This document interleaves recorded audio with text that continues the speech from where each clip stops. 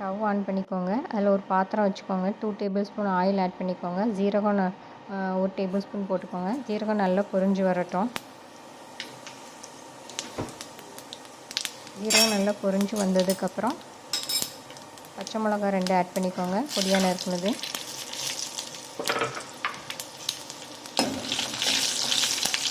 பச்சை மிளகாய் நல்லா பொரிஞ்சு வந்ததுக்கப்புறம் பொடியாக நறுக்குன வெங்காயம் 1 ஆட் பண்ணிக்கோங்க. வெங்காயம் நல்லா வதங்கட்டும்.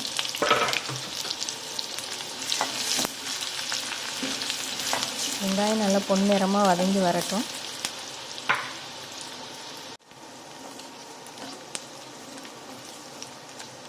வெங்காயம் நல்லா வதங்கி வந்ததுக்கப்புறம் பொடிசாக நறுக்குன தக்காளி 1 ஆட் பண்ணிக்கலாம். தக்காளி நல்லா வதங்கட்டும்.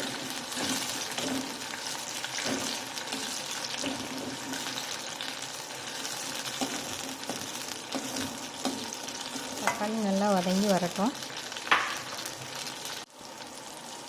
நல்லா கிளறி விட்டுக்கோங்க.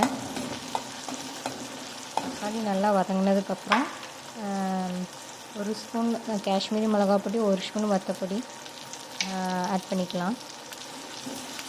நல்லா கிளறி விட்டுக்கோங்க.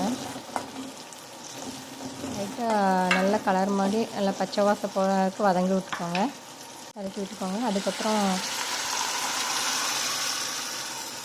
வச்சு வச்சுருந்த பருப்பை ஆட் பண்ணிக்கலாம். பருப்பு, உப்பு, காயப்பொடி, அதுக்கப்புறம் ஜீரகம் போட்டு அவிய வச்சு வச்சுருந்தேன். அந்த பருப்பையும் இது கூட ஆட் பண்ணிக்கலாம். நல்லா கொதித்து வரட்டும். பருப்பு நல்லா கொதித்து வந்ததுக்கப்புறம் கொத்தமல்லி தூள் இறக்கிக்கலாம்.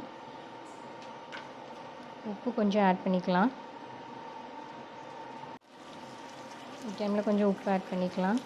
அவ்வளோதான். நல்லா கொதித்து வந்தால் சுவையான தால் தடுக்கா ரெடி.